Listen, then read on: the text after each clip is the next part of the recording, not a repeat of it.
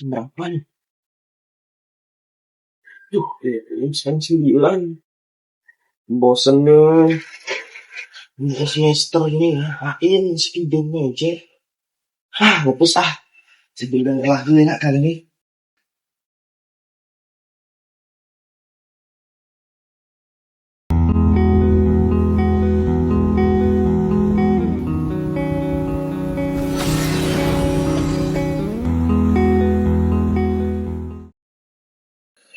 Aduh, EZ kali loh. Bosen jadinya. Kok kayak ada yang aneh ya? Kayaknya ada yang belum selesai. Tapi semua UAS sudah selesai. Oh iya, tugas Orkom buat video. Aduh, lihat tutorial. Halo semua, jadi video kali ini berisi tentang bagaimana perakitan komponen-komponen pada motherboard. Ini adalah motherboard. Motherboard adalah papan utama yang ada di dalam komputer, yang dimana semua komponen seperti prosesor, RAM, hard disk, dan kabel-kabel lainnya akan dipasang dan disambungkan ke sini, supaya komputer bisa nyala atau bisa jalan. Komponen kedua, yaitu DVD drive. DVD drive berfungsi untuk membaca atau menulis data dari CD atau DVD, misalnya untuk membuat software atau membuka file dari piringan.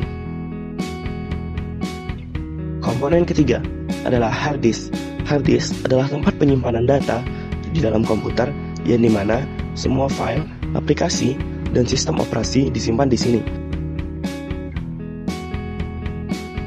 Kabel SATA. Kabel SATA digunakan untuk menghubungkan hard disk dengan motherboard agar data dapat bisa dibaca atau diproses oleh komputer. Kabel ini menghubungkan hard disk dengan power supply, yang dimana hard disk memerlukan sebuah daya atau mengkonsumsi listrik untuk digunakan. Kabel ATA adalah kabel dengan model lama yang dulu dipakai untuk menghubungkan hard disk atau DVD drive ke motherboard. Ukurannya lebih besar dibandingkan dengan kabel SATA. Network card atau WiFi card, yang dimana network card atau WiFi card berfungsi supaya komputer bisa terhubung ke jaringan atau internet baik lewat kabelan maupun lewat sinyal WiFi. RAM adalah memori sementara yang dipakai saat komputer sedang berjalan. Semakin besar RAM, biasanya komputer bisa membuka aplikasi lebih banyak tanpa lemot.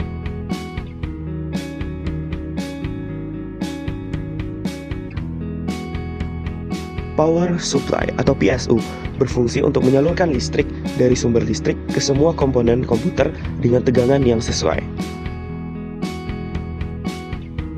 Ini adalah kabel-kabel yang akan menghubungkan power supply dengan komponen-komponen lain, seperti hard disk, DVD drive, maupun motherboard. CPU atau prosesor. Prosesor adalah otak dari komputer, yang dimana semua perintah dan proses dijalankan di sini. Jadi, kecepatan komputer sangat bergantung pada prosesor.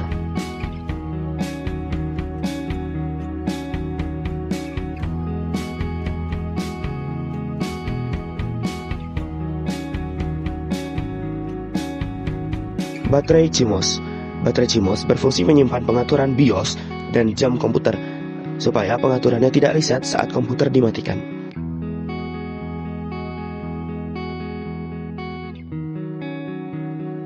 Fan cooler CPU.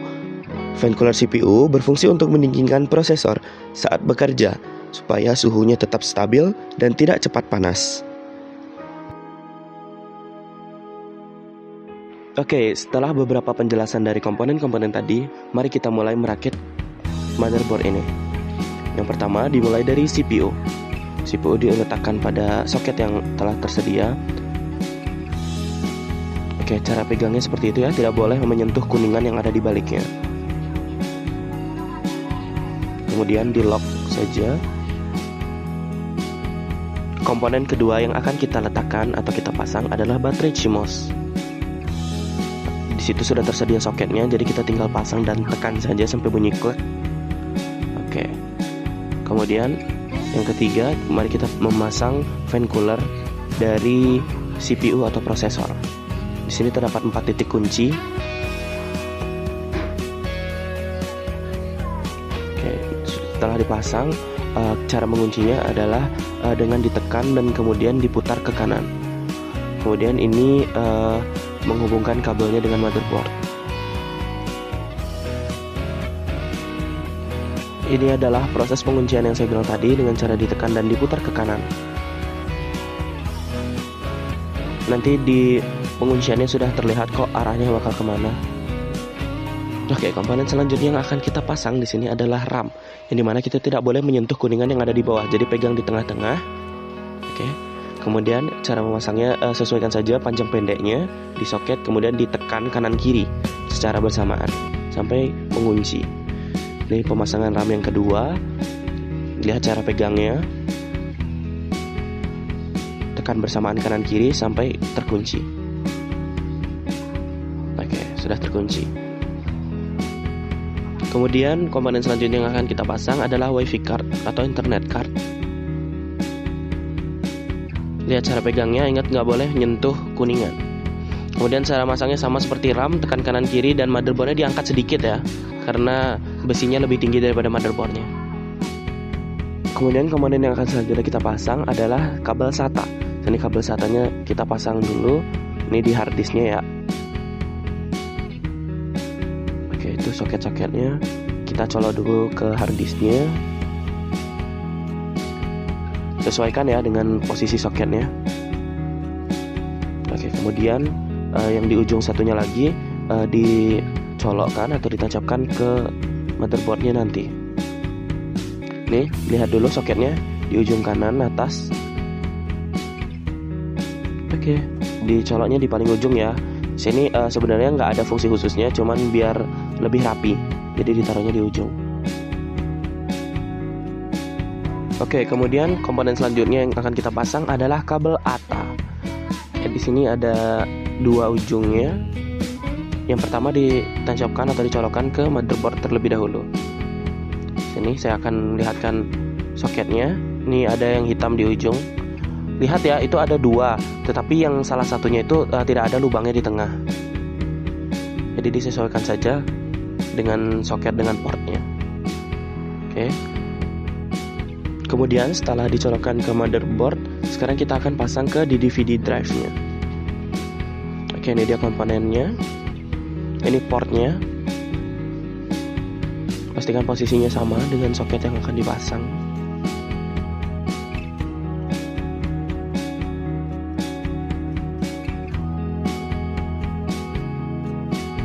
Setelah dipasang tadi, coba kita rapikan dulu kabel ATA-nya agar tidak ngelimpet-ngelimpet. Oke, di sini saya skip dan akan langsung memasang PSU atau power supply. Ini ada kabel-kabelnya yang akan dicolokkan. Kabel pertama yang akan kita pasang adalah kabel 24. Yang dimana kabel ini berfungsi untuk menyalurkan daya ke motherboard. Oke, di sini ada, sesuaikan saja dengan port yang ada. Kabel 24-nya.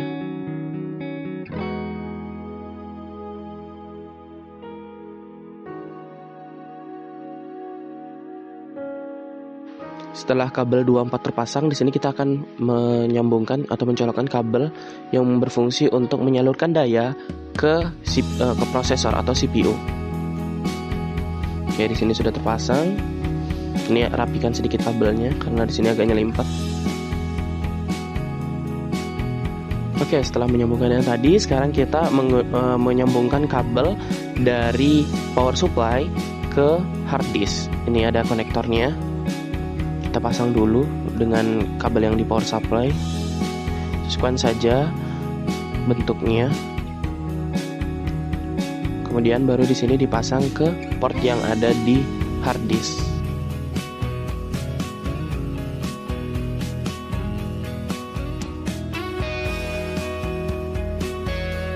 Oke, setelah dipasang tadi, sini kita rapikan sedikit kabelnya agar tidak nyelimpet-nyelimpet. Sini emang kurang rapi ya dia karena diletakkannya berseberangan tadi. Ini saya pindah dulu. Kemudian ini kabelnya memang berantakan. Jadi sebisa mungkin kalian nanti masangnya step by step ya. Jadi kabelnya tuh nggak akan selingkungan. Kemudian di sini kita pasang dulu kabel yang ada di power supply untuk ke DVD drive. Sesuaikan saja ukurannya dan posisinya. Oke, sudah terpasang semua. Oke, di sini kabelnya emang agak sedikit berantakan karena proses perapian kabel itu membutuhkan waktu yang lama. Jadi di sini aku skip ya. Aku gunakan time lapse. Oke, di sini kabel sudah rapi ya guys ya. Oke, sini komponennya sudah terakit semua. Mungkin video kali ini sekian dan terima kasih.